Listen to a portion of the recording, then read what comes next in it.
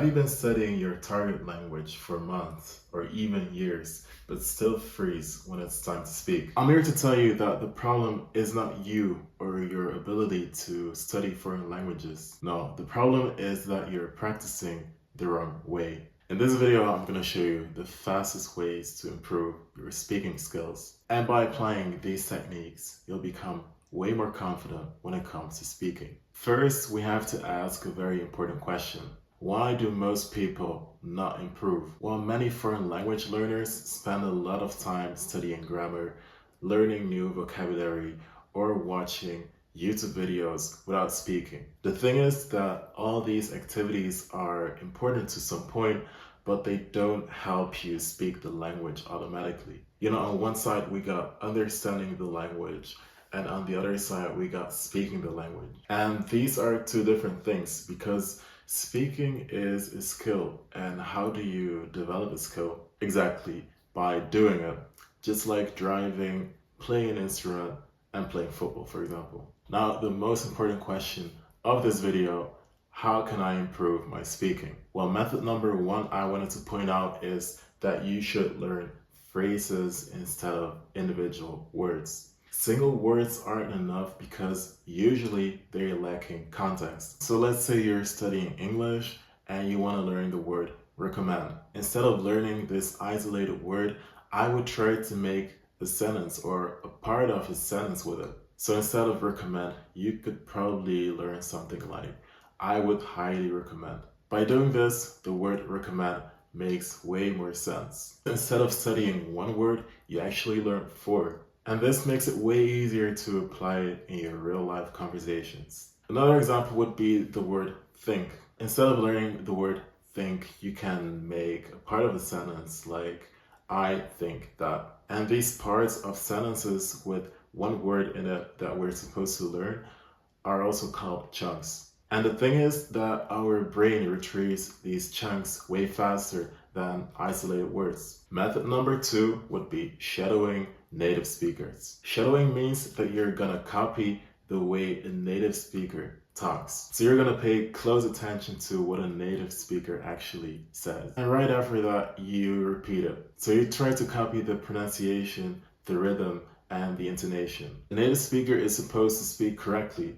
And I know this isn't always the case, but this native speaker of our target language has been exposed to this language since birth. And don't worry about understanding every single word at first. Our main goal here is to sound as natural as possible. So if you're looking for native speakers of your target language, you can just have a look on YouTube, on Instagram Reels, I'm sure, on TikTok as well. You can listen to podcasts on Spotify. They're basically everywhere. Method number three is speaking every day. And I want to emphasize that you don't need a native speaker in order to speak. Let's say you're on your own and you want to practice your speaking. You can just look around and check out your surroundings and maybe try to describe your room in your target language. By doing this, you'll need very daily live vocabulary, which is excellent if you want to sound natural. You could also talk about your day, so everything you did, or explain what you're gonna cook or what you ate today. Or another activity I love personally is to summarize a video I just watched in my target language. It's gonna train your brain and it will activate natural speech. And the key takeaway here is that the more you speak, the less your brain will have to translate. Method number four is recording yourself. And I know this sounds a bit awkward, but by recording yourself, you have a rough idea of what you sound like in your target language. And believe me, it may feel very uncomfortable, but it's a very fast way to improve. So when you're gonna analyze your speech, you can try to focus on pronunciation and grammar mistakes, for example. Or when you're a bit more advanced, you can also look for longer pauses and repeated words. Recording yourself is so efficient because you'll hear mistakes you're not even aware of when you're speaking. And method number five is to stop translating. I made a video about foreign language learning and translating in your head. If you want more detailed information about this topic, here it is. What it comes down to is that many foreign language learners first create a sentence in their native language and then translate it into their target language. The problem here is that translation is one of the biggest reasons why people speak slowly. So instead of translating complex ideas in your head,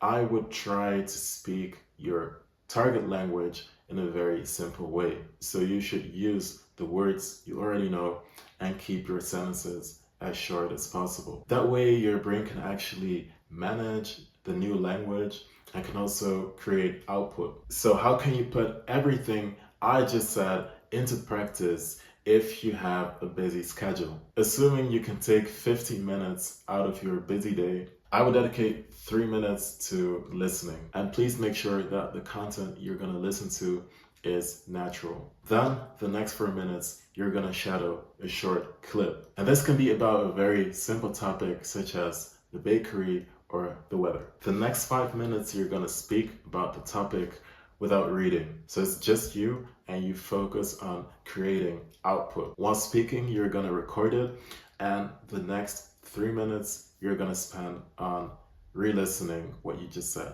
And this may sound like an oversimplified schedule, but these consistent 15 minutes, because you're doing it every day, are way more efficient than 2 hours per week at once. And the funny thing is that fluent speakers don't speak because they're perfect. No, they're comfortable making mistakes. You should see every mistake you make as feedback. And essentially, every conversation is practice. And remember that fluency is not knowing every word in your target language. No, it actually means that you use the words you already know with confidence. I hope this video was helpful and that you understand how important speaking actually is. I would also like to know what your biggest struggle is right now in your target language. Currently, I'm studying Russian, and my biggest struggle are the verbs of movement. So I definitely need to spend some more time on them. I want to thank you for watching this video, and I will see you next time.